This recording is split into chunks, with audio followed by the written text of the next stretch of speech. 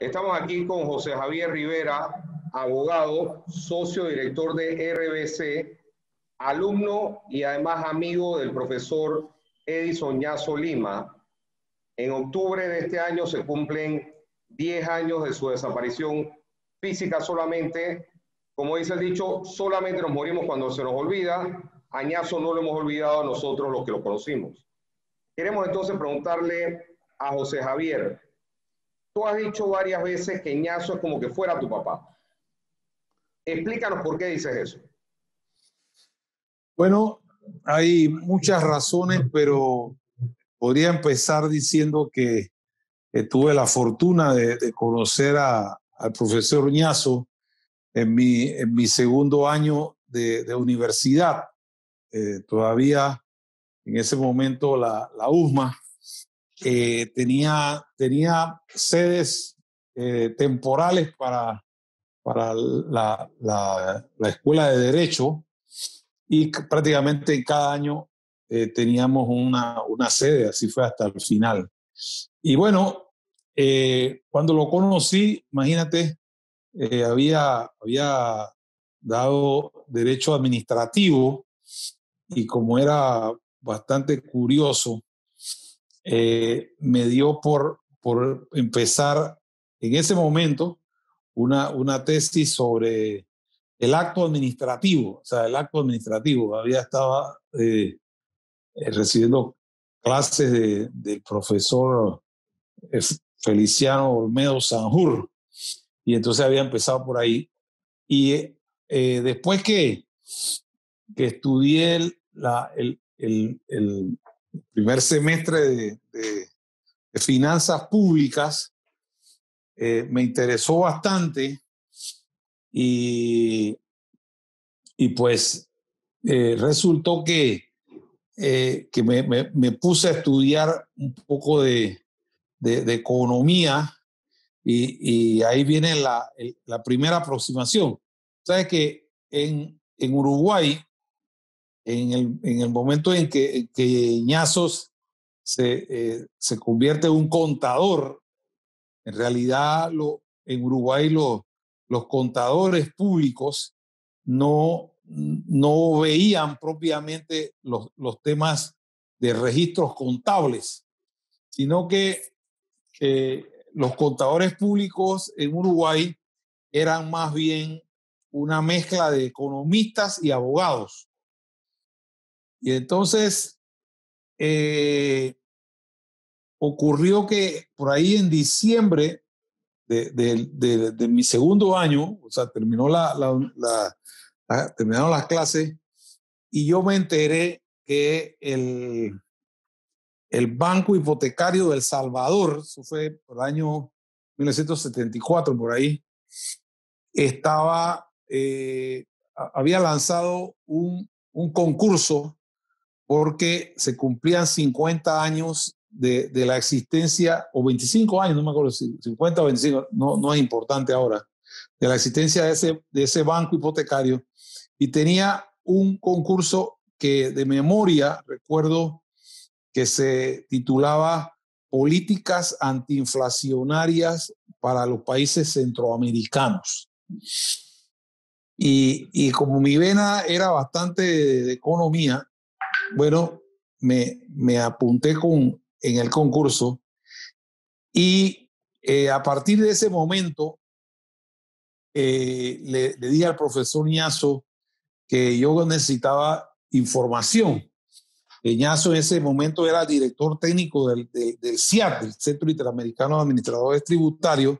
Me dijo que pues que con mucho gusto, y me puse a estudiar esas políticas antiinflacionarias. Imagínate, ahora no hablamos tanto de la inflación en nuestros países, y menos en El Salvador. Y para hacer el cuento muy corto, el concurso tenía un premio de $1,000, primer premio, y yo concursé con el apoyo que me dio el profesor Ñazo. Y por allá en febrero, me parece, en febrero, marzo, por ahí, llegó una carta la USMA, la parte de la USMA en ese momento estaba ubicada en lo que es un edificio ahora del gobierno, pero ahí estuvo la nunciatura frente al parque donde está la Plaza Catedral, ¿no? Entonces ahí estaba la USMA, ahí estaba la USMA. Y el correo, por supuesto, frente a donde ahora está el Museo del Canal, ahí estaba el correo. Ahí me llegó la carta y en la carta me decían que había obtenido una mención de honor del concurso, pero en la mención de honor me estaban enviando también el pasaje para ir a la ceremonia de premiación del concurso, un viaje a El Salvador, y allá fui a dar a El Salvador. Y cuando llego a Salvador y voy al evento, resulta que la tal mención de honor era un cheque por $800. Wow. O sea que me había convertido casi en un ganador. Lo que pasa es que no había incluido el seudónimo, que era un requisito del concurso. ¿Y cuál era mi sorpresa? Que habían, los concursantes eran economistas, básicamente de Centroamérica, y el presidente del banco,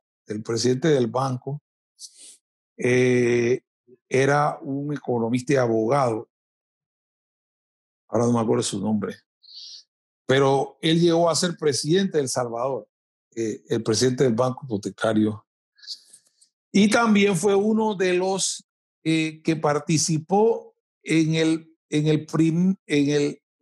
grupo que preparó el primer modelo de código tributario para América Latina, que me dio el premio a mí. Entonces, ahí se generó un vínculo indisoluble, pues, de ahí en adelante.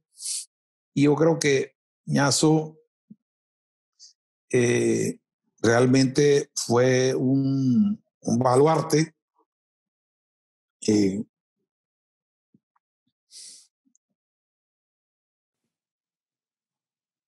muy,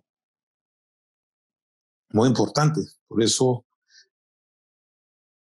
lo siento como una persona que influyó tanto como un padre. Qué bien. Ahora, en la tributación nuestra también, José Javier Ñazo es como que fuera el papá de la tributación nuestra. En muchos aspectos trazó las bases en las que la USMA, incluso la Universidad de Panamá y después el resto de universidades que le siguieron enseñan la tributación hasta el día de hoy.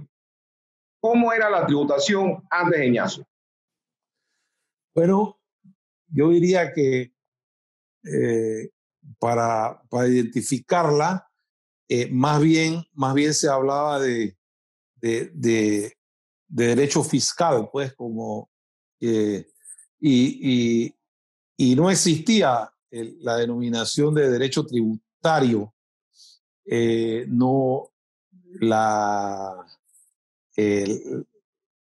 todo el tema impositivo era una materia que más bien estaba asignada a los contadores públicos, y era muy frecuente las interpretaciones jurídicas emanadas de contadores públicos.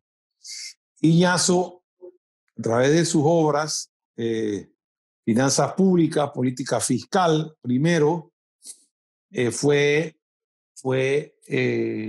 vamos a decir, importando el derecho tributario que venía de Sudamérica, de Uruguay, de Argentina, también mucho derecho tributario italiano, y aquí él poco a poco fue también incorporando las lecciones de grandes tributaristas chilenos, paraguayos, como Carlos Merzán. Tanto es así que él trae a Ramón Valdés Costa un poco más tarde, pero Valdés Costa trabaja aquí y su hija también trabaja aquí en el tema de derecho tributario. Él a través de la jornada de derecho tributario integra a Panamá, que tenía pues una serie de características muy particulares, pues principio de imposición de fuente o de territorio.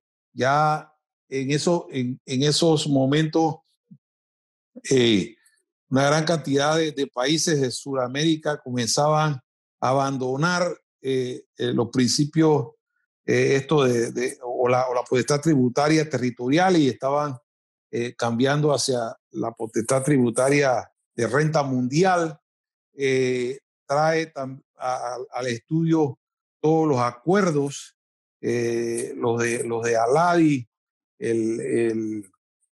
incluso empieza a analizar la tributación internacional. O sea, yo me quedé varios años trabajando en mi tesis, que me la dirigió, y pues mi tesis que fue en 1977, me parece, por ahí, fue sobre Panamá y la múltiple imposición internacional. O sea, ahí se abordaron todos los aspectos que después ya pues van a ser conocidos aquí en Panamá en la década del 90, después en el año ya 2000, el tema de el establecimiento permanente, pero Ñazo, que siguió siendo una persona de referencia, alcanza, pues se convierte en el secretario ejecutivo del CIAT, propicia el establecimiento de estas reuniones con las administraciones tributarias, atrae a Panamá a esas eminencias en materia tributaria, provoca coloquios aquí y también se preocupa porque tanto la UMA como la Universidad de Panamá vayan abordando el tema tributario y siempre respetando. Él era muy cuidadoso de respetar el criterio de imposición que tenía Panamá y las ventajas y las razones, y sobre todo se preocupaba porque se entendiera muy bien cuál era la filosofía detrás de esta tributación en un momento en el cual habían otras condiciones. Panamá, él defendió mucho la circunstancia del Centro Financiero Internacional de Panamá, su zona libre, su régimen tributario, el porqué. Él entendió y explicó con mucha certeza el sistema monetario, porque yo en estos días, hoy, ayer, estaba viendo todos los problemas que representa en Argentina la existencia de que los argentinos están acostumbrados a vivir con una moneda, el peso, pero a ahorrar en dólares. Y entonces, un país tan pequeño como Panamá, que desde 1904 ya tenía un acuerdo monetario con la primera potencia del mundo actual, un acuerdo monetario, y teníamos el dólar aquí. Entonces, mucha gente no entendía cómo era eso, cómo bregaba Panamá. Y a él le correspondió una misión compleja de no solo explicar, sino también mantener en Panamá el Centro Internacional de Administradores Tributarios, porque hubo muchos movimientos, especialmente de países del sur. Me acuerdo muy bien de Chile, por ejemplo, de Argentina, que trataron de llevarse el CIAT de Panamá. Y Ñazo siempre lo defendió a capa y espada y también procuró que en Panamá el derecho tributario fuera una disciplina que tuviese un reconocimiento, una identidad, un desarrollo, y también se preocupó de diferenciarlo del derecho financiero, ¿no? Y yo quiero, en este momento, si me lo permite, mencionarte que hay un fallo muy reciente, imagínate, un fallo del 17 de julio de 2020 del Pleno de la Corte Suprema de Justicia en la demanda de inconstitucionalidad que interpuso el licenciado Publio Cortés para que se declarase inconstitucional el artículo 288G del Código Penal, ¿no? Y en el fallo, en la foja 13 del fallo, ya el Pleno cita a Ñazo en un punto donde dice la actividad financiera del Estado como contexto del derecho penal. Y en la parte pertinente dice, el profesor uruguayo panameño Edison Ñazo nos presenta la siguiente definición.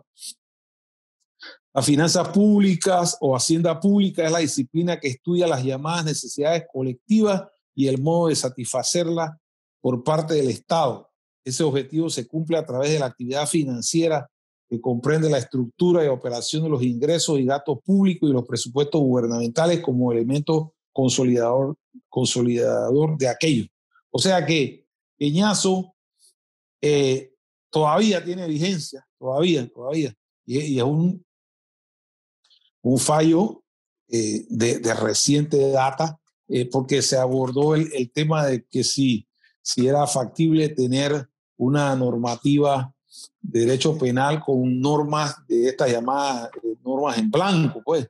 Y la Corte al final consideró pues que sí es constitucional el artículo, hubo salvamentos de votos, pero lo interesante aquí es que a lo largo de estas páginas, que son como 6 páginas, uno ve la huella del profesor Ñazo, por ejemplo, el principio de legalidad, la diferencia entre el derecho tributario, el derecho financiero. Aquí se habla, por ejemplo, de los impuestos, las tasas y las contribuciones especiales y las contribuciones de seguridad social. No hay nada más presente que ahora el problema de la seguridad social, pues, o sea, y son contribuciones especiales. Y él la explicaba con mucho detenimiento. Y aquí está. O sea que esa huella está todavía presente y el profesor sigue dando clases, ¿no? Desde el más allá. De la tumba. Así es. Después de la tumba y el hombre está enseñando. Está enseñando todavía y bueno, hay estudiosos que tienen que seguir revisando los trabajos del profesor Ñazo. Era un hombre incansable, ¿no? Porque yo recuerdo, mientras estuvo aquí en la oficina, que nosotros pues tenemos, como tú sabes, esta revista Legislación y Economía, y él todos los meses tenía varios artículos de distintos temas, tanto locales como internacionales. Yo también tengo un recuerdo muy importante, por ejemplo, cuando se expidió en la ley esta de 2005, sí, sobre el CAIR, ¿no? Él desarrolló toda una tesis sobre el tema del CAIR y cuando el contribuyente podía solicitar la no aplicación del CAIR. Y Y bueno, eso era unas piezas que llevaba a la administración. Y yo decía, oye, profesor, pero usted le está quitando el trabajo a los abogados porque que usted no se le va una. No, no, no, no, no. Yo soy un aprendiz, decía, con mucha humildad. Pero Ignacio sí, participó en muchas reformas tributarias. Mencionaste el Alcair, él nos ayudó también en el aumento del ITBMS cuando ampliamos la base. Él tenía puntos muy importantes en ese momento. El reglamento de impuestos sobre la renta, lo recuerdas muy bien porque tú estabas en ese momento dentro de esa administración, era funcionario de alta jerarquía dentro del mismo MEF que dirigiste en su momento también. Él nos ayudó en muchas de estas reformas. ¿Cuál de esas tú recuerdas más, José Javier? sí, gracias. Yo creo que la de mayor trascendencia práctica, digo práctica, fue el reglamento del decreto 170, esa revisión muy puntual. Se hizo una mesa de trabajo muy con una integración de contadores, de abogados, de empresarios, y creo que eso fue un excelente aporte. Estamos hablando de 1971, 72, 73, por ahí, porque tomó tiempo. Por otro lado, fíjate yo creo que ahora ya estando en el año 2020, me parece que su mayor aporte y mayor anhelo fue el proyecto de Código Tributario para Panamá, que durmió el sueño de los justos. Recuerdo al doctor Mario Galindo, que encomendó y se involucró él mismo en esa tarea. Pero el profesor Ñazo logró que el CIAT designara a esta élite de tributaristas para, eh, para pues actualizar el modelo de código tributario, porque el CIAT tenía su modelo y lo tiene, pero al mismo tiempo adaptarlo a la situación nuestra, que es una situación muy particular, porque como todos recordamos, todavía en esos tiempos el código fiscal tenía una sustancia, la parte como así, de hacienda pública, de contratación pública y todo eso. Y entonces había que hacer como una nueva inserción, y era a través del modelo, pues, utilizando el modelo de código tributario, hacer ese código tributario para Panamá. Ese fue un trabajo extraordinario que él desplegó. Creo que esa legislación es una legislación que se le debe a él. Pero como tú has dicho, él intervino muchísimo durante su periodo en el CIAT, ya sea como pues, director técnico, también participó como asesor eh, en trabajos puntuales en las cuales se producían reformas tributarias. Tú recuerdas que hasta hace 2 gobiernos en Panamá, cada gobierno traía pues una reforma tributaria, así denominada. Yo también me acuerdo muchísimo de la ley 30, creo que fue la ley 3031 del 90 del 99, 2000, o sea, perdón, del 90, perdón, del 90, que fue la reforma tributaria que se pidió ya cuando el gobierno del presidente Endara pues tenía un periodo suficiente para arbitrar una reforma tributaria. Eso era 90-91.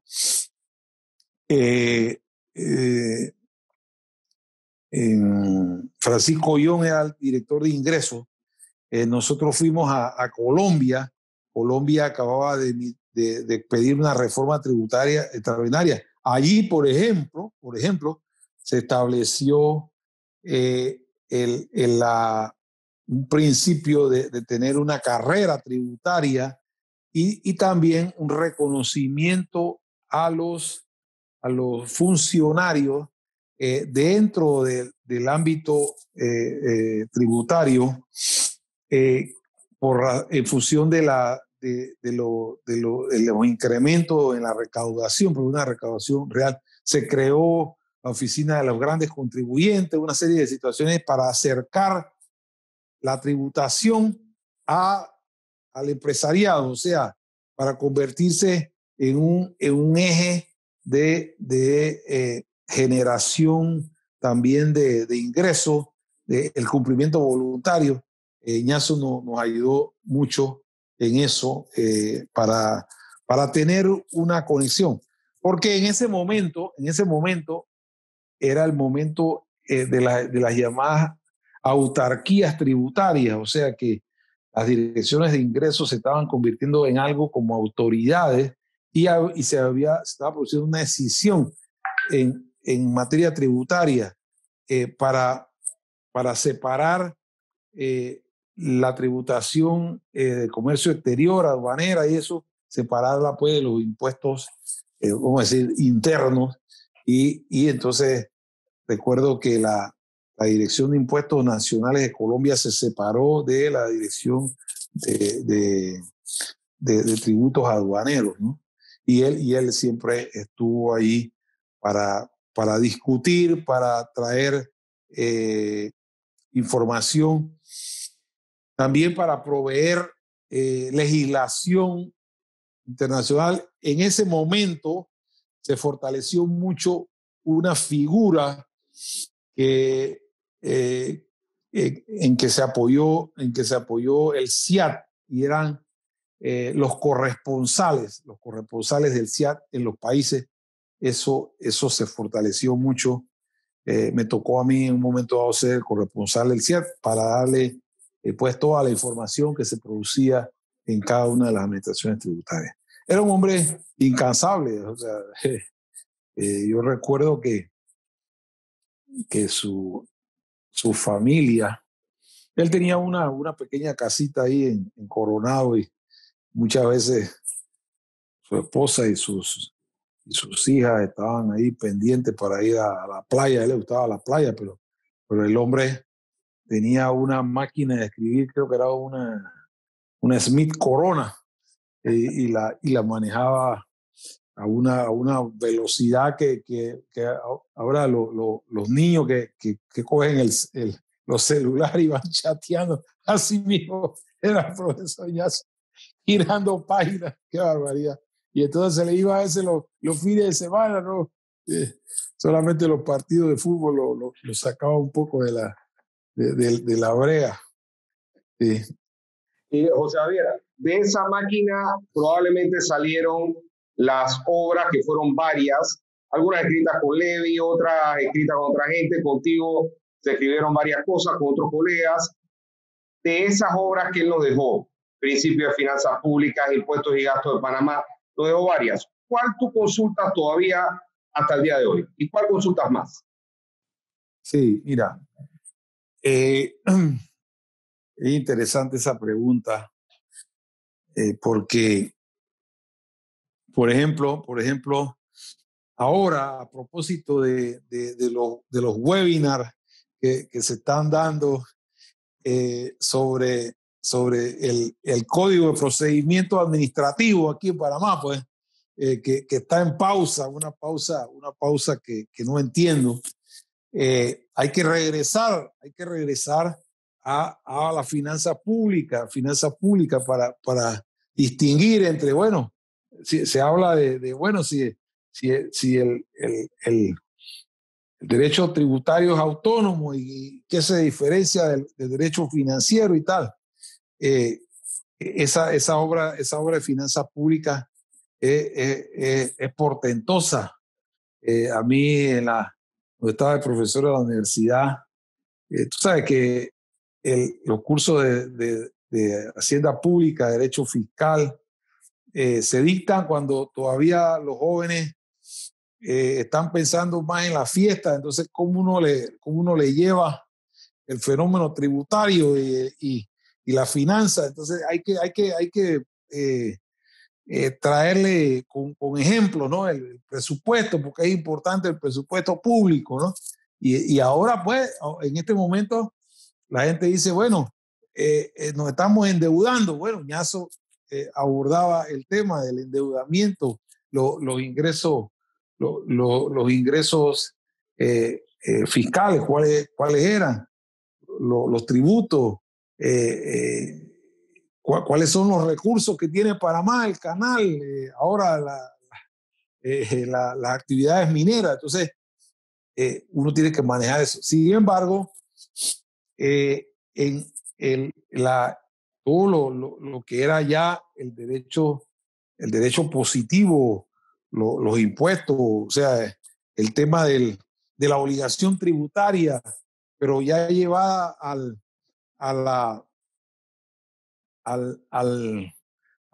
punto de la determinación. Fíjate, en este fallo que te acabo de mencionar, aquí hay un apartado donde la Corte aborda el tema de la determinación, la liquidación, pues la determinación del tributo. Y Ñazo ahí, yo me acuerdo que él era muy amigo de todos estos tributaristas puros, Fonruge, y entonces se producían a veces discusiones sobre esa determinación. Y bueno, como tenía su vena italiana también, buscaba siempre a sus amigos para seguir aportando y actualizando estas obras y trayendo con mucha frecuencia fallos donde estos tributaristas como Valdés Costa planteaban tesis verdaderamente revolucionarias. Yo me acuerdo un congreso que fui a México y se estudiaba precisamente esto, ¿no? ¿Cuál es la situación de Panamá? El delito tributario, ¿hay delito tributario o no hay delito tributario? Entonces había que buscar añazos y allá defender la tesis. No, es que no está en el Código Penal, pero hay, ¿cuáles son las sanciones? Bueno, es administrativo. Hay sanciones pecuniarias, hay sanciones que pueden ser privativas de la libertad, pero no está en el Código Penal. Entonces, bueno, no es delito tributario, ¿sabes? Esas cosas muy interesantes. Pero por otro lado, regreso a temas puntuales como el llamado impuesto complementario, pues, que aquí lo han traído como una independencia, que hay un impuesto complementario. ¿Qué impuesto complementario de dónde? ¿No? Entonces Ñazo decía, oiga, ¿de dónde es eso? Si es un adelanto, el impuesto dividendo, eso no es un impuesto. ¿Qué disparate es eso? Bueno, se metía en discusiones y a veces decían, pero ¿cómo es posible que esta gente no está estudiando lo que... Bueno, profesor. Y entonces el asunto de la doble tributación, el impuesto a la renta, el impuesto de dividendos, porque es el mismo origen de la renta, pero son dos obligados distintos, la empresa y pues el accionista. Entonces, esa situación también tenía Ñazo que explicarla aquí y afuera, porque en otros países, bueno, hay otro sistema. El tema del impuesto al patrimonio, por ejemplo, el impuesto al patrimonio. ¿Y por qué en Panamá no hay impuesto al patrimonio? Oiga. Vamos a ir suave. En Panamá hay impuestos de inmuebles, pero no, si aumenta el patrimonio, No, y el impuesto sobre sucesiones, eso fue todo un episodio, ¿no? Un episodio, o sea, cómo se fue haciendo pues, toda una teoría y después una realidad de ese tema. Y uno observa que hay países en los cuales los herederos simplemente renuncian a la herencia porque el tributo tiene mayor valor que el patrimonio que se va a heredar.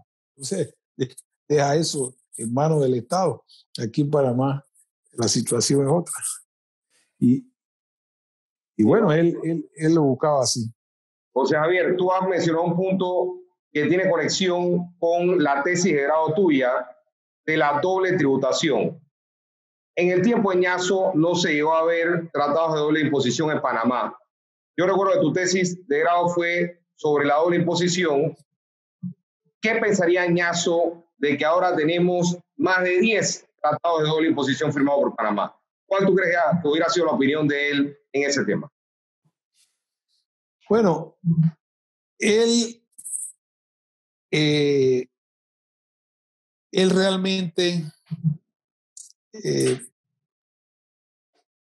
tenía un gran conocimiento de estos tratados y también como hombre sensato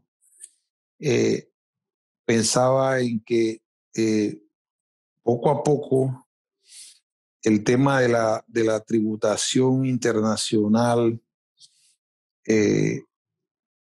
llegaría a ser una realidad en función de la existencia de, de una realidad que son las empresas multinacionales, ¿no? Él tenía muy bien estructurado el tema y consideraba que uno de los aspectos fundamentales que le hacía falta a Panamá era la posibilidad que se reconociera su sistema tributario.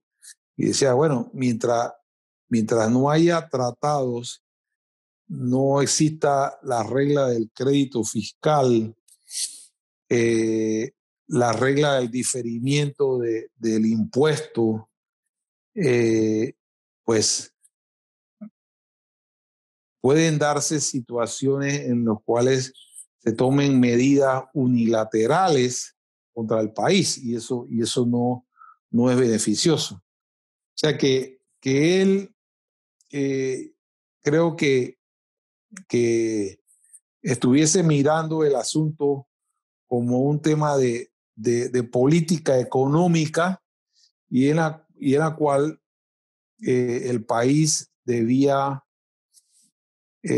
insertarse.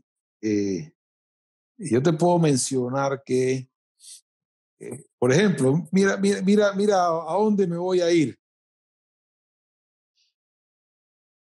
Ángel Gurría, que ha sido por muchos años el secretario general, director de la OCDE, ¿no? Sí. Ángel Gurría era un gran amigo de Edison Ñazo, ¿no? Ángel Gurría, me acuerdo que incluso estuvo aquí en Panamá, un conocedor de Panamá, porque yo recuerdo que mi tesis como un punto de referencia, había un dato que indicaba que las empresas mexicanas en materia de pagos por servicios al exterior, en concepto de know-how, resulta que al país donde más le transferían fondos pues, para pagar esas regalías era Estados Unidos y después de Estados Unidos era Panamá. en los tiempos de mi tesis. O sea que desde allá el fisco mexicano decía, bueno, por este principio de territorialidad o de fuente, pues la gente está enviando el dinero fuera de México a través de un mecanismo que tiene Panamá, que a su vez, sabemos que por el principio de territorialidad no era gravable en Panamá. Así que yo diría que Eñazo hubiese sido un arquitecto de una política inteligente, consistente, permanente de una relación con la OCDE para que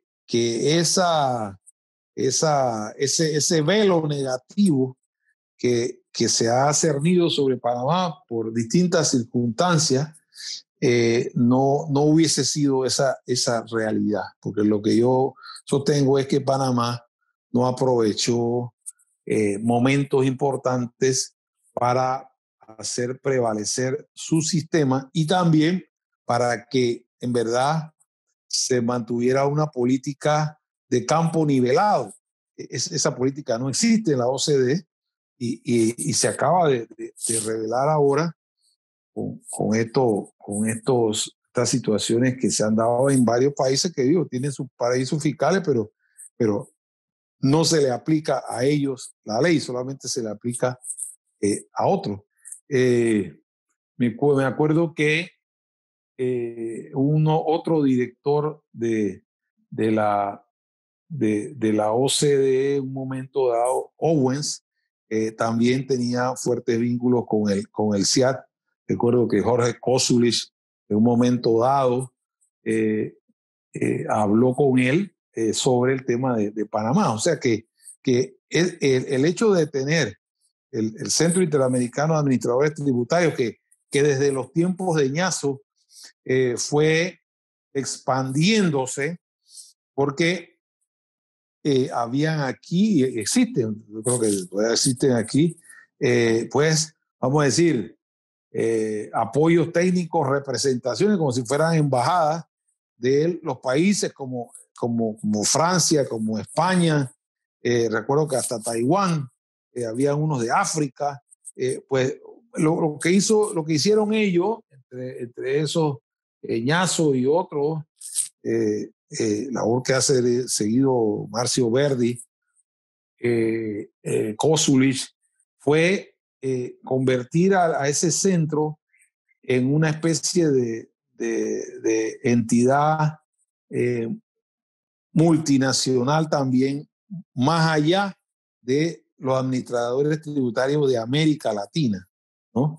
Y por ende, teniendo a gente cerca que viven aquí en Panamá, pues siempre es más fácil tener un entendimiento. Yo creo que eso en cierta medida ha servido para que esos tratados para evitar la múltiple imposición tributaria se concentraran primero en países, vamos a decir, como hay una legislación aquí en Panamá migratoria que se llama de países amigos, pues. España, Francia en un momento dado, y yo recuerdo también que hubo un gran esfuerzo aquí en Panamá y los mexicanos para tener un tratado para evitar la múltiple imposición que fuera favorable. Tengo otra anécdota. Panamá por muchos años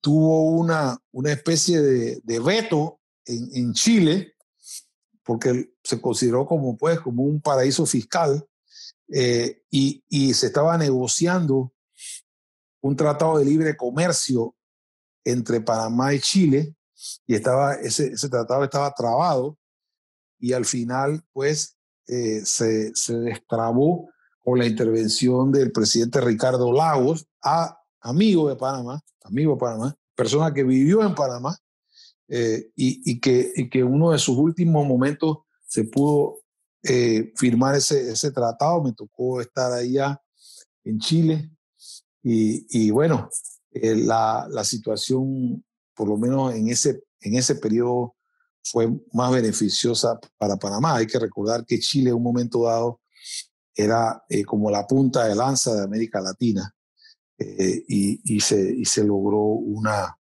buena relación con Chile, pues, para tener estos acuerdos. José Javier, Ñazo no solamente era un hombre de impuestos, él tenía muchas facetas. Le gustaba mucho el fútbol, sobre todo si jugaba Uruguay. Te pregunto, ¿viste algún juego de fútbol con Ñazo? Sí, vi, y sobre todo, tal vez el rasgo más profundo de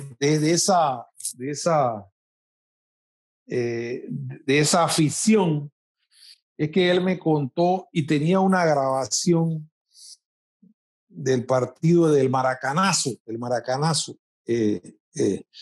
Uruguay contra Brasil, y lo tenía grabado, imagínate, habían pasado más de 40 años y el hombre tenía eso, y eso era como una religión. El fútbol era una religión para el profesor Ñazo. Uno de los últimos obsequios que yo tuve la oportunidad de brindarle fue una camiseta de los carboneros, La traje, él ya estaba pues en su casa y se la trajo. Y uno de los que él vivió y que también es una anécdota, aquí la Cámara de Comercio invitó a Julio María Sanguinetti a un coloquio sobre democracia, ¿no? Y el profesor Ñazo, yo le había conseguido un puesto para que pudiera participar en esa reunión. Pero resulta que él se había comprometido con sus nietos para llevarlos a Uruguay, ¿no? Para pasar unas vacaciones con ellos. Pero en realidad, la parte más importante de esas vacaciones era que él tenía que llevarlos para que ellos vivieran el fútbol. El profesor Ñazo tenía un hermano que era médico, que también era un hincha, y entonces ellos se carteaban y tenía información. El profesor Ñazo escuchaba los partidos por radio, o sea, era una cosa, una pasión tremenda, ¿no? Y recuerdo también que a veces había, pues bueno, porque el profesor Ñazo fue un futbolista, o sea, fue un futbolista frustrado, tuvo una lesión, no pudo continuar, pero él jugaba y bueno, a veces habían visitas de tributaristas argentinos, entonces ahí venía la broma y la chanza. Él también jugaba tenis, era un jugador de tenis, jugaba mucho con Jorge Kosulich y le ganaba a Jorge Kosulich. Y entonces, pero el fútbol para él era algo extraordinario y estaba, fíjate que muy atento, muy preocupado por la evolución del fútbol en Panamá. Muy puntual en los jugadores, en el crecimiento del fútbol. Y creo que ese mundial yo le decía a Lisa, su hija, pues que todos esos mundiales, él vibraba, porque digo, hay una semejanza entre Panamá y Uruguay en cuanto a su población y su tamaño, bueno, más o menos, pero él decía, mira, eh, eh, todos los países tienen sus ligas, sus grandes ligas y hay fútbol, pero nosotros, la mayor parte de los jugadores tienen que emigrar y entonces en unos meses, una semana tienen que reunirse para jugar, pero bueno, la sangre charrúa no, no es repetible en el mundo, así que él estaba viviendo los triunfos y también a veces las situaciones donde los repechajes, él lo seguía con ahínco, ¿no? Que tenemos que irnos para jugar con Australia, que tenemos que ir para jugar allá. El último y al final Uruguay clasifica, carajo, Y eso ahí era tremendo. combinaba las dos pasiones, los números con el fútbol, porque había que calcular. Sí. Sí. Tiraba una línea de que si perdía fulano y ganaba. Sí. Y bueno, ahí internamente el Nacional, el Peñarol, y bueno, como sabemos aquí, los hermanos Deli jugaron ya en Uruguay, y bueno, pero no en Peñarol, así que él siempre estaba muy atento. El fútbol y el mate era sus grandes religiones. Pero dice la gente también que a él le gustaba el tango. Cuando lo despedimos 10 años atrás en la ceremonia, incluso pudimos escuchar parte de una de las canciones, pues, donde había una especie de despedida vía el tango. ¿Tú lo escuchaste cantar tango alguna vez? ¿Eso es verdad que el hombre cantaba tango o eso no es cierto? Lo escuché cantar y lo vi bailar, ¿no? Bailar tango. Con su esposa Sarita en el matrimonio de Elisa, que lo recuerdo muy bien. El hombre era un maestro del tango. Es más, discutía también. Discutía con los argentinos, pues son discusiones que tienen ahora más de 100 años, que si el tango nació en Uruguay o si fue en Argentina y bueno, la discusión era acalorada, pero sí recuerdo muy bien que era una pareja maravillosa, Sarita y el profesor bailando tango, así que sí, y tenía las canciones y era un coleccionista del tango, claro, porque es una música muy sentimental, muy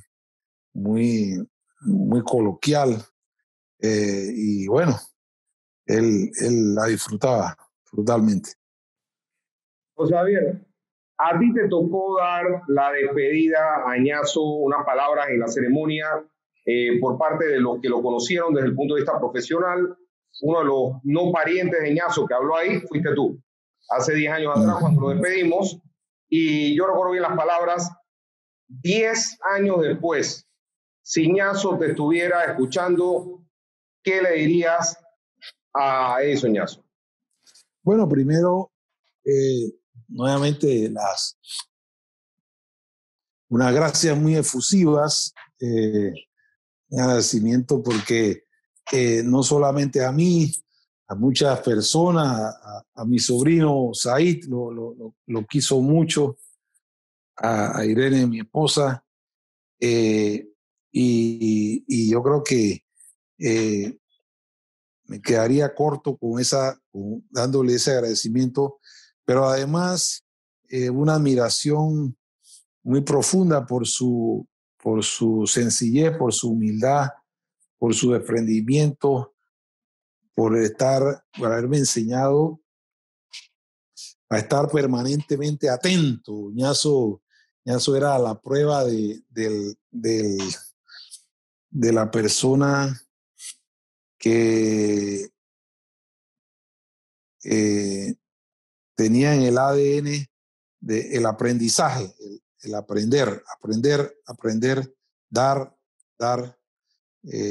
a sus estudiantes, a sus compañeros de trabajo del CIAT, a sus amigos entrañables, a su familia, a sus hijas, el ejemplo, y también a su hermano lo quería con un amor, bueno, ese es el amor filial, pues el amor de hermanos, y también cómo la vida lo trajo aquí, a Panamá, porque él tenía una carrera como un tributarista, como un economista, y una carrera internacional. La desplegó casi toda aquí en Panamá. Se fue a los Estados Unidos a trabajar allá, pero el arraigo que tuvo fue tan sólido, tan fuerte, que regresó aquí, y aquí se quedó. O sea, yo recuerdo cuando me gradué que él se dedicó por meses a buscarme oportunidades para tener una formación postuniversitaria en distintos países, en Estados Unidos, en España. Él dedicó mucho tiempo. Lamentablemente, yo pues tenía una situación económica en la que tenía que trabajar, como dicen los argentinos, laburar, ¿no? O sea, no podía hacer otra cosa, pero él siempre fue una columna vertebral en las instituciones en las que participó. Por ejemplo, en la Escuela de Economía de la Universidad de Panamá, luchó y se esforzó porque esa escuela tuviera el nivel más alto. En la USMA hizo lo propio con los ministerios, el Ministerio de Hacienda, los acuerdos internacionales, las conferencias. Yo tenía con mucha frecuencia invitaciones a esas reuniones del CIAT. Estaba muy atento a las sesiones que se hacían en el sur, sobre los temas tributarios, de traer a Panamá a economistas. Yo recuerdo también en los estudios, por ejemplo, cuando se hacía una reforma tributaria, había un acompañamiento que era una especie de tomografía que se hacía de la economía panameña. Él procuraba los mejores economistas, que de paso eran amigos de él, vinieran a Panamá, prepararan un buen estudio, se presentara al Fondo Monetario, al BID. O sea, él era un apasionado por Panamá, compartió ese cariño con el cariño que tenía por Uruguay, pero al final yo creo que se decantó por Panamá, país pues que también le reconoció sus méritos, y país donde bueno, su familia creció, sus hijas, todas aquí se educaron y crecieron, y cada una es otra faceta de él, ¿no? Que era un hombre vamos a decir, de números, de economía, pero Sarita, una mujer, su compañera, su esposa, una mujer con un talento artístico dedicado a lo cultural, y su hija, una hija, pues, Elisa, una abogada, Gaby, pues una artista de niña, y ahora pues una influencer importante, así que creo que él se sentiría muy tranquilo, perdón. Y pues pudo ver a sus nietos, y estaba también preocupado porque sus nietos aprendieran el fútbol, que jugaran el fútbol. Y la vida le permitió ver a Uruguay en ese mundial muy bueno, antes de morir, unos meses antes, con Diego Forlán y estaba ya Suárez mordiendo gente ahí, pero Uruguay llegó muy competitivo en ese mundial, muy competitivo, y yo creo que fue un premio que le dio la vida antes de despedirlo, que él pueda ver a su selección en un nivel muy competitivo en ese mundial. Sí, yo creo que fue un premio bien merecido, bien merecido. Sí. Una última pregunta. Si nosotros, los tributaristas, tenemos que honrar la memoria de Ñazo, te voy a dar dos opciones para ver por cuál tú te irías. Uno, nombrar el Día del Tributarista el nacimiento de Ñazo, ponerlo como el Día del Tributarista panameño, o una cátedra en alguna de las dos universidades donde él dedicó tanto tiempo con el nombre de Edison Ñazo. ¿Cuál de esas dos tú preferirías? Bueno, yo preferiría la cátedra porque ese fue uno de sus múltiples rasgos distintivos, pero yo desde la perspectiva de un estudiante de segundo año, quedé comprometido, quedé anclado con esa línea, y yo estoy seguro que igual ocurrió, porque lo he palpado con mis compañeros que siempre lo recuerdan. Así que pensaría que la cátedra se acomoda mejor a su devenir, porque él nunca escatimó esfuerzo, a pesar de sus múltiples ocupaciones, siempre estaba preocupado. Una de mis primeras experiencias profesionales fue cuando, después de Ricardo Levy, fui su asistente en la UMA, y pues eso para mí era como haberme graduado, tener un doctorado. Cómo eso me impactó para estudiar, para estar un poquito cerca del profesor Ñazo. Yo pasé como 3 años en la biblioteca del CIAT. En ese momento estaba ubicada muy cerca aquí de mi oficina, en calle 50, donde está el edificio, donde está el Banco General, al lado del Banco General, en calle 50, en toda la esquina de calle 50, ahí estaba el Banco General. Al lado hay un edificio como de 8 pisos. Ahí estuvo el CIAT por muchos años, y yo permanecía allí. Tanto así, la confianza era tal que yo tenía llave para ir a la biblioteca, y yo iba sábado y domingo a la biblioteca a estudiar derecho tributario, y muchas veces a las 5 o 6 de la tarde el profesor se despedía del sábado. Yo me voy, pero cualquier cosa tú me llamas. y Y entonces cuando estábamos haciendo la tesis, yo recuerdo una frase